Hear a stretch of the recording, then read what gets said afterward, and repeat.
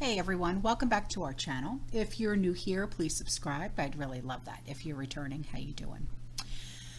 What we're going to be talking about today is something that's very serious. I realized that my past two videos were, in a joking manner and stuff like that, but this is quite serious. You know who Jamie Dimon is, right? He is the CEO of JP Morgan. And he just made a statement that should concern every single one of us, okay? And it has to do with eminent domain. And he made a suggestion in his annual letter to his shareholders that governments may need to seize private property to build wind and solar farms. All right, now this letter goes into great detail, and I'm going to read you the letter, okay? Now I want you to take everything into consideration and, use this information, do your own research, okay? And just pay attention to everything that's going on around you, all right? And, just keep an eye out on everything, right? It says the window for action to avert the costliest impacts of global climate change is closing. At the same time, the ongoing invasion, okay, with you and R, all right, is roiling trade relations across Europe and Asia and redefining the way countries and companies plan for energy security. The need to provide energy affordably and reliably for today, as well as make the necessary investments to decarbonize for tomorrow, underscores the inextricable links between economic growth, energy security, and climate change. We need to do more, and we need to do so immediately. To expedite progress, governments, businesses, and non-governmental organizations need to align across a series of practical policy changes that comprehensively address fundamental issues that are holding us back. Massive global investment in clean energy technologies must be done and must continue to grow year over year. At the same time, permitting reforms are desperately needing to allow investment to be done in any kind of timely way.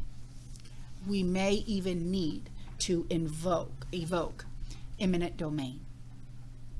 We simply are not getting the adequate investments fast enough for grid, solar, wind, and pipeline initiatives. Now, if you're asking yourself what eminent domain is, this is the definition, all right? Eminent domain refers to the power of the government to take private property and convert it to public use, referring to as taking. The Fifth Amendment provides that the government may only exercise this power if they provide just compensation onto the property owners.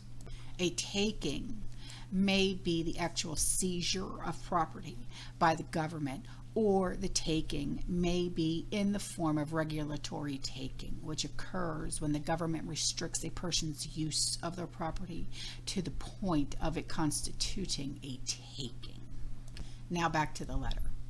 Policies like the Bipartisan Infrastructure Law, the Creating Helpful Incentives to Produce Semiconductors or Chips and Science Act, and the Inflation Reduction Act that hold the potential to unlock over $1 trillion in clean technology development need to be implemented effectively.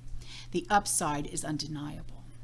Widespread investing across the private sector will aid domestic manufacturing, invigorate research and development in green innovation, help create resilient supply chains, lift up local economics, and build the U.S. clean energy workforce by up to 9 million jobs over the next decade. While major advances have been made in the last few years on technology to help this cause, we are hopeful that the great American innovation machine, most advancements, will ultimately come from the huge capabilities and capital of America's largest companies, will find the additional technologies that are desperately needed. This is a downside. There is a downside. Massive, inefficient, and malinvestment of capital. I talk more about this in the last section on private on public policy. Polarization, paralysis, and basic lack of analysis cannot keep us from addressing one of the most complex challenges of our time. Diverse stakeholders need to come together, seeking the best answers throughout engagement around our common interest. Bolstering growth must go hand in hand in both securing an energy future and meeting science-based climate targets for future generations. That was my oven going off. So this is something that I wanted to bring to your attention, okay? I am not quite sure how, you know, all of this will come to light, how it will all come to be. I've never actually come across anything like this before. I'll have to do more research on it and get back and do another video on this, okay? But real quick, it says that just compensation requirement, the Fifth Amendment of the United States Constitution mandates that if the government takes private property for public use, the government must provide just compensation. The Supreme Court held that the government may seize property through the use of eminent domain as long as it appropriates just compensation to the owner of the property.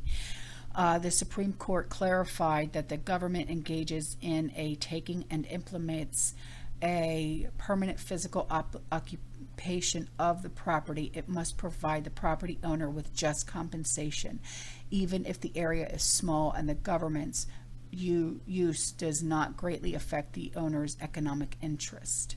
Typically, a just compensation is determined by an appraisal of the property's fair market value. This means that any sentimental or other value held by the owner will not be considered in calculating compensation.